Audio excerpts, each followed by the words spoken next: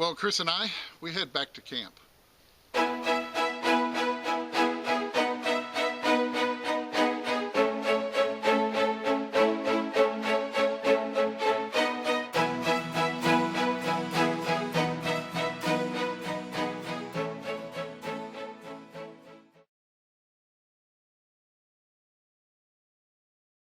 Welcome to Finding America. It is really nice to see you here. Now I'm going to dive right into this episode because Chris and I decided to return to our favorite Civil War campsite, especially after the great time we had there previously. And we picked up right where we left off the last time, finding all sorts of items that were lost by the soldiers who once lived on the very ground that we were now swinging our coils over. We had an absolute blast that day, and I really hope you enjoy watching this one.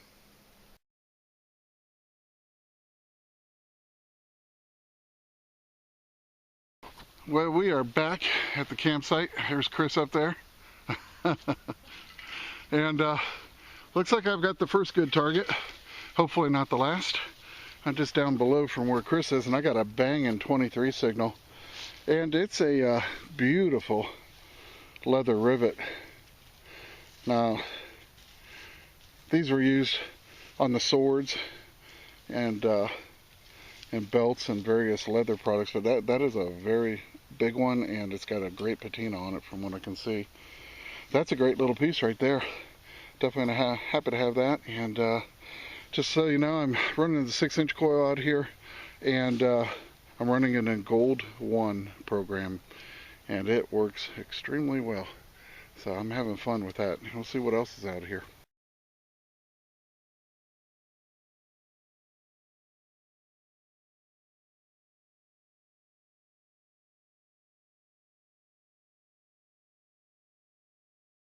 Well, right up from where I got that rivet, I was getting a really super sharp, short little blip. And it was 2122, and I dug down, and it's nothing amazing, but I really like it. Look at that amazing looking square nail. It is perfectly preserved. And I'm assuming it's iron, I don't know. It rang up nice, almost like brass. So, pretty cool piece, just had to show you that. That's a neat one. Oh, I had to call Chris down for this one. This is a sweet find. I don't see it. It's right there. Oh. It was giving me a beautiful tone, 1718, and I thought bullet, but it was only, I could hit it with the pinpointer. That's how. That's shallow, man. Yeah, an inch down, and I'm pretty sure I've got a J hook. I'll show you. No doubt. Look at that, it's beautiful. And the J hooks were used on the Civil War soldiers, Union soldiers' backpacks. Of all the crazy stuff I found, I've never got a complete one. I know, Chris is still. He's got a belt buckle and. I got all kinds of craziness. I've got like 4 or 5 of these. I'm like, man, just give me one buckle. Yeah, all I've gotten are. But look at that. Yeah, sweet. It is perfect. Awesome. Absolutely perfect. Oh wow, that is killer. Yeah, man, I like that. Nice. 1 inch down. About blew my ears off. I tell you, that's awesome. No, and this place has been hunted since the 70s. Yeah. It's absolutely amazing. Like I say, just go low and slow, and it was right up against this old fallen log. Pretty cool. Neat. All right.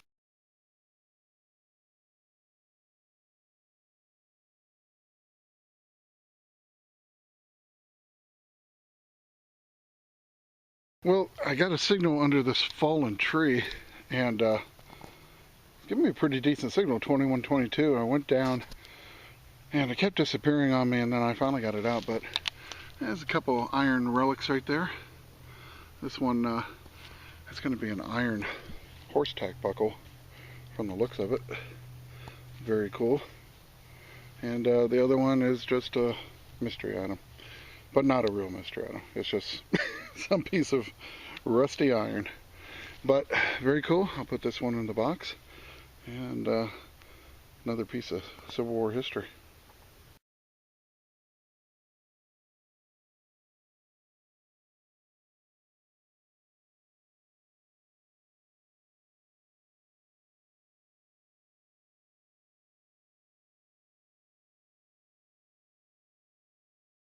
Well, I had just finished digging up that horse tack buckle, and Chris called out. He said he's got some kind of bullet. Some kind of lead. Ah, perfect. I'll tell you what, man. I don't know. I can't say enough. There's nothing better than getting out in the woods and finding this kind of stuff. I tell you. I like it. Oh yeah, definitely. Right up against the fallen tree, huh? That's where everything is today. Yeah. Oh heck yeah. It's kind of an oddball. I haven't cleaned it up much, but. Whoa, that's awesome. Definitely. Ooh. Okay. That looks familiar. I'm so terrible. Every time I get out here, I'm like. I know. Yeah, oh, flat base. Look at the rings on that one. Yeah, though. that's pretty wild looking. Huh. I don't know. Let me see. That is awesome. It's a. Not a Spencer, is it? Very strange. Yeah, I don't know. I don't know on this one. We'll find out. Oh, I'm sure. People are hitting the pause button right now. Yep. Telling us. But I'll figure it out. And wow, that's awesome, man. That's a nice drop. I like the variety out here. Oh, this. It's not always just the same thing. You know? Yeah, you get tired of just digging Union 3 ringers. It's nice to see a good variety. Well, I wouldn't say tired. No, you know what I mean. But awesome deal, man. Yeah, cool.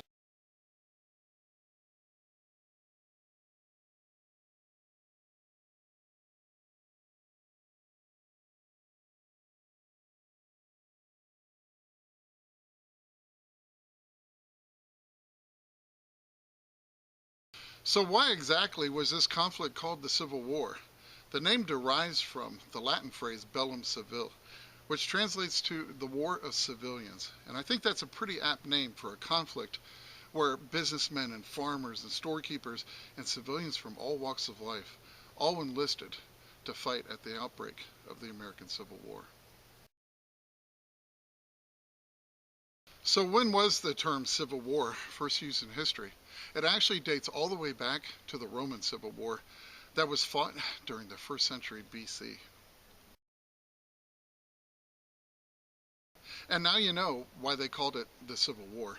It had absolutely nothing to do with civility and everything to do with the civilians who enlisted to fight as soldiers for their chosen side.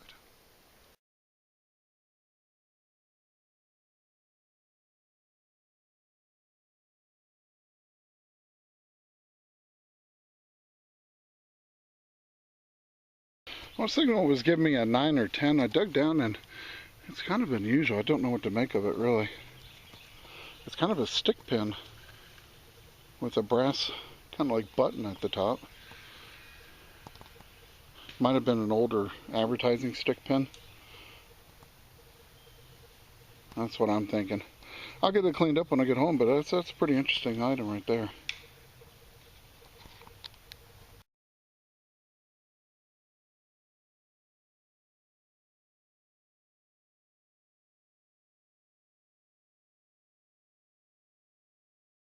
I'm just working the same small area.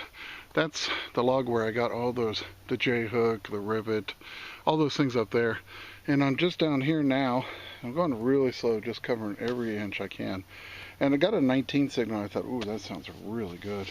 And about 5 inches down, I got a piece of camp lead. So this is probably lead left over from pouring into bullet molds. Or it could just be melted bullets. Sometimes they would take the cartridge apart just to get the gunpowder to help start a fire and toss a bullet into the fire. So you just never know, but it's definitely Civil War era lead and another neat little piece of history.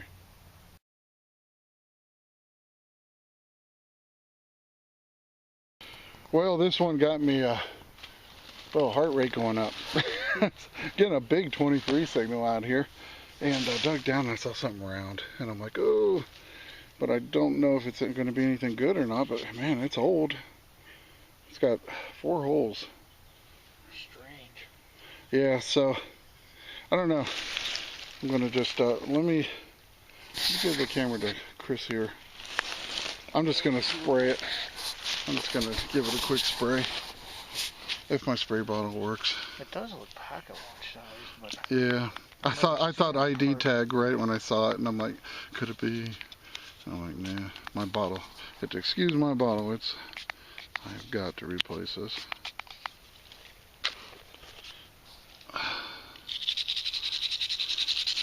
Oh, I was sure. Yeah, I wish. I don't know. I guess it's just gonna be plain. Yeah, it's brass. I know. It's not fair. No. Find something like this in a Civil War spot, you know. Just not fair. Now it appears to be plain. It's cool though. So. Wow. Yeah, well, maybe I'll get that ID tag someday. Yeah, it'll pop up.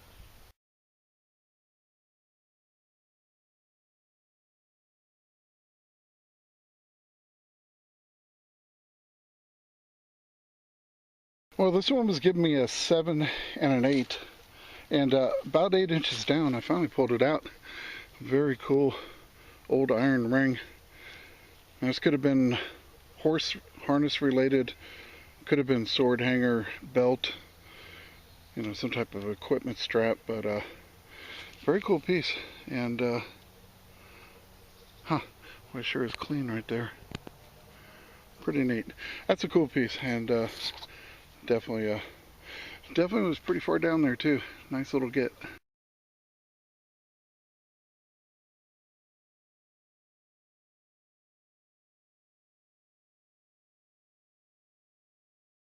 I'll tell you what, this 6-inch coil and the gold one is just really killer.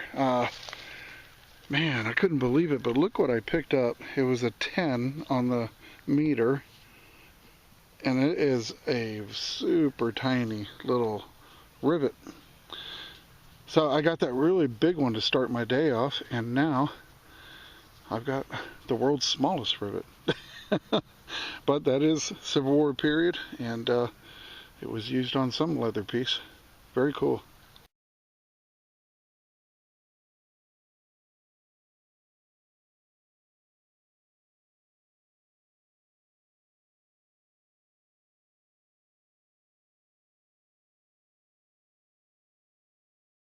I'll tell you one thing I'm really enjoying from this hunt today is the wide variety of things we're finding.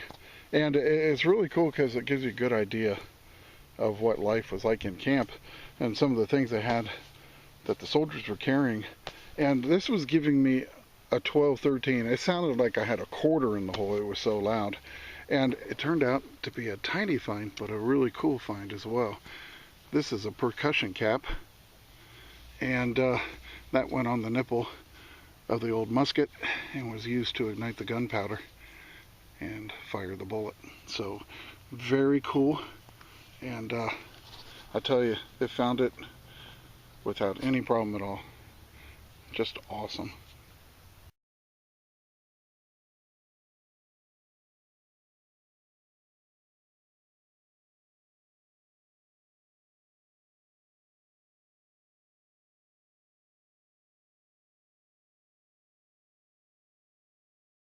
The life of a soldier during the American Civil War, well, it wasn't quite the life that many imagined it to be. The average age of the soldier was 25 years, and for every 1 day spent fighting, they spent 50 days in camp. As a matter of fact, the most common complaint that can be seen in the letters they wrote back home was about the sheer boredom of it all.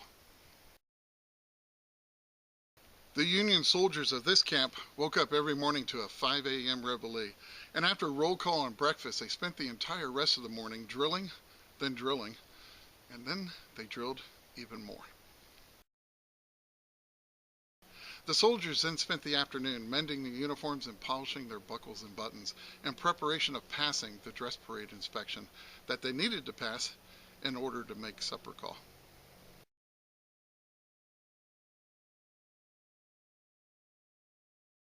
Well, after supper, the soldiers would spend their evening playing instruments and singing, playing card games, and especially writing letters back home to their loved ones. And 1 day a month came payday. And that cold hard cash definitely enticed a few soldiers to partake in a bit of gambling, but they really had to be careful because a Union soldier at that time only made $13 a month.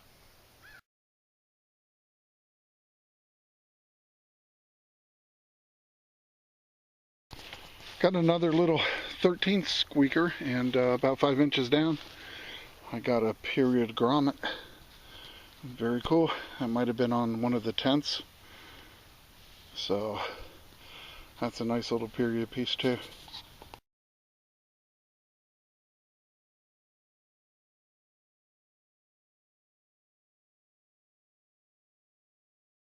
Well, I'm on the board with the lead. And I'll tell you what, I give credit completely to the Gold 1 program. That was a tough signal. But it was loud and proud in the Gold 1 program. I switched over to Field 1, and, you know, it depends on which way I was coming at it from. But it was right next to this massive root, about 8 inches down. And there she is. Look at that. Ooh. Oh, wow. It's definitely been chewed on. Man, I don't know what it is. It's another different one, I guess. I might give it a little pants wipe here. You like my holy pants here? I'll wear them till they fall off me. You know, I honestly don't know what that is.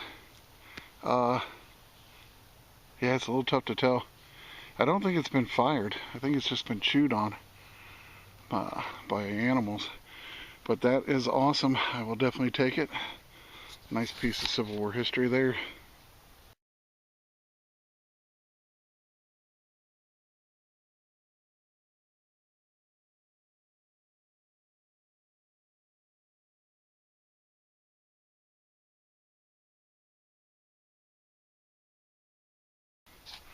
Still playing in these awesome woods, and got a nice little 13 signal, real solid, about 4 inches down, and I got an old bullet. And when you look at it, it's got the right patina, it's got that nice white look, but if you look in the one ring, you can see those vertical lines, and that's how you know that is not a Civil War era bullet. And those lines are from when they crimp the cartridge shell onto the bullet. And so these are going to date late 1800s, early 1900s, but I would definitely say this is probably 1880, 1890, somewhere in there. But just so you know, that's the easiest way if you have a question on if it's possibly a Civil War bullet or not. So Civil War bullets will not have the vertical lines in the rings.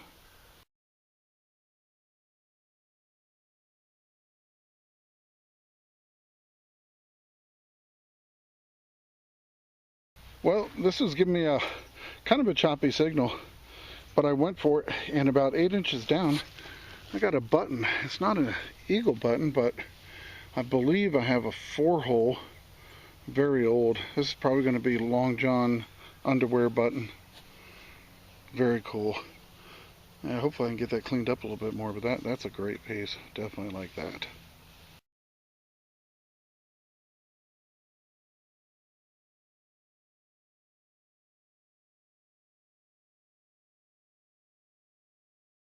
Well, I was just coming right by this tree, and my detector just screamed a 13 in that Gold 1 program, and dug down, and there it is, right there. Civil War pistol ball.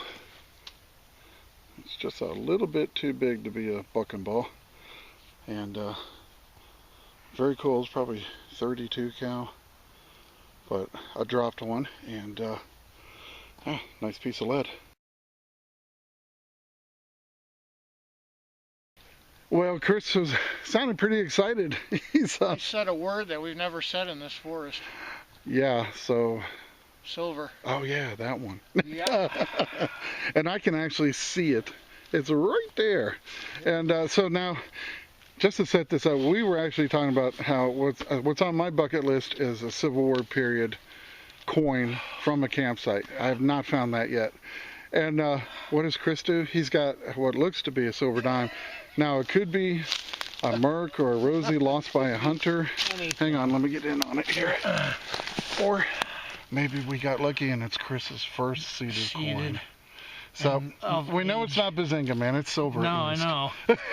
All right, we're ready. I know. Oh, no. Is it a barber? Why am I thinking Merc? I don't know. It doesn't, I mean, hey, it might be a barber. Hey, shoot, man. Oh yeah, it's a barber. Hey man, I'll take that. Cool. 1912. Imagine the Civil War stuff that was still laying around here in 1912 when that guy walked over here. Hey, that's awesome. Yeah, I'll take that. Heck yeah. Oh man, it's No beautiful. mint mark, but yeah, that's a nice looking barber. That is Cool. beautiful. Yeah, should have been a 1912. Yeah. I like that. Few years too late, but I'll take her. Heck yeah, man. That's got to be a. Jeez. That's got to be one of those guys that fired at some of those shotgun shells we can find.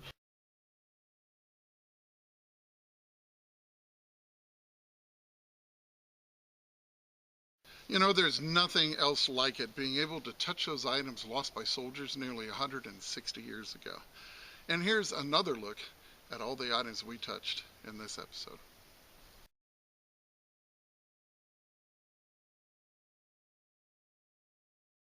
You know, sometimes an old historical image just stands out and really strikes a chord with me. And I hope you enjoy seeing a few of them coming up in just a few seconds. And remember, it's history that makes a find a treasure. And I can't wait to see you back here next week on Finding America.